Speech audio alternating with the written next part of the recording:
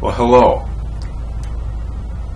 In this 5-minute for fundraising segment, I'd like to share with you some thoughts about the word no, the word N-O. Because people say no to us as we go about our business of seeking funding for our important organizations and valuable work that we do and represent. They say no way too often from our point of view, don't they? Oh, if only every request was responded to with a yes. But that's just not the way it is. People say no. And I think the fear of no's keeps many people from ever asking for money. Why there's too few of us in the profession, and such a demand for major gift fundraisers who are willing to ask and be willing to risk that experience of having someone say no. Because for some, they would perceive that as a fear of failure if they were to not achieve a yes when they're out asking for resources. So they never get into the business of volunteering to ask for money or to professionally pursue a career like I have, like perhaps you have. But if we understand no's as an ongoing part of a conversation, as a part of building and deepening a relationship, suddenly it takes on a different character, a different light. Because rather than fear people saying no to us, we can consider how powerful no's really are, because no's lead to yeses. Now, typically when someone says no, if we have any relationship with them, if they've given perhaps to your institution, your organization in the past, it's a no for now. Why? Because they're unable at that time to say yes. And one wonders why. Well, is it because of our organization and the nature of the relationship between us right now? Is it because of me, the fundraiser? Maybe I'm new, maybe they're unfamiliar with me. Or it could be countless things, because donors have obligations. They have obligations to their families, to their professions, to their businesses, to other charities, that make it difficult for them to always, in fact, say yes. So when someone says no, it raises a question. Well, why? And for us as a donor, as a representative of our organizations to these donors, to ask, well, could you help me understand why?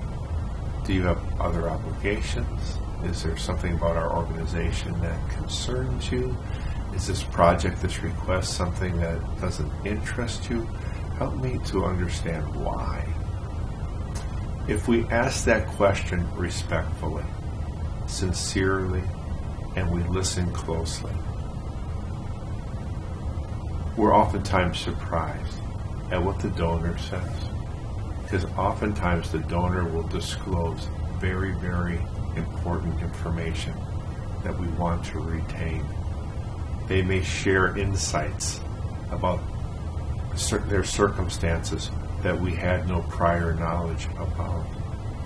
And donors sometimes, because they don't like to say no, will generously disclose information they might not otherwise do so. And it places us then in this position of having been confided in, and because of that, having been trusted with additional information. And if we treat that appropriately, that actually knits the relationship more closely together. That's why no's lead to yeses. And oftentimes when a donor says no to you, they want to say yes. And they're willing to say yes to something else. So if they say no to your request, maybe you ask for a smaller request. Or if they say no and they give you a reason that makes it apparent now is not the time when they will give you financial support, for whatever reason or reasons they disclose, then perhaps you ask for something else. You ask for advice, or you ask for their assistance, maybe on the project, or you ask if you can come back at some point in the future and give an update, or perhaps at some point in the future sit down with them once more and discuss the possibilities of their supporting this project when it's more timely for them. But when a donor says no, they're not feeling great about it most often, and they're disposed, open perhaps, to your pursuing another request. So I plan for it, and so should you. Not that long ago, we had a lunch meeting with a donor of our universities. Not that we knew all that well, but a donor.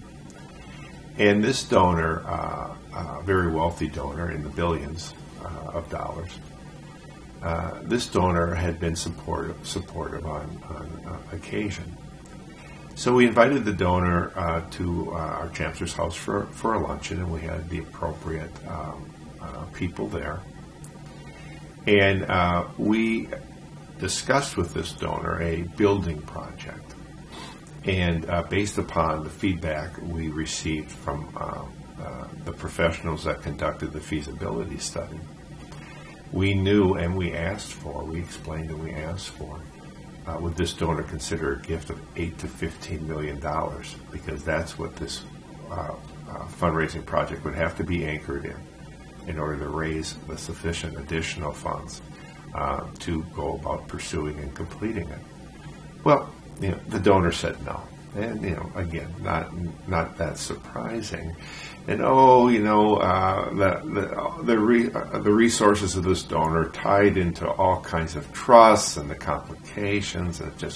There really wasn't the ability on this donor's part to meet a request like that. So then we said, well, maybe you could help us in a related way.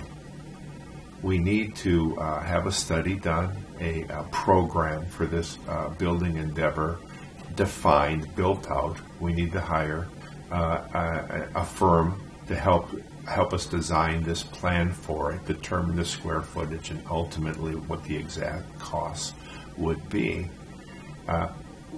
This will cost us about $250,000. Would you be willing to help us with this?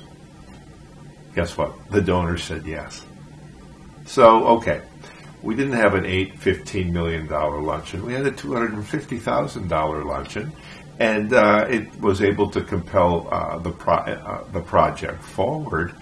Not too bad for an hour lunch and this opportunity to go through this no and yes experience with truly a singular, extraordinary donor. So no's are a gateway to yes on that very call, on future calls. No's are about building a relationship. No's are not about failure.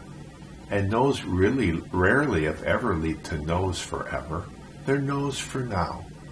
So as you conduct your business, bear this in mind and let it perhaps lighten your heart a bit, and be open to how when a donor says no to you, it can lead to something more, and perhaps something greater, far greater, in fact, over time. Well, thank you very much for listening.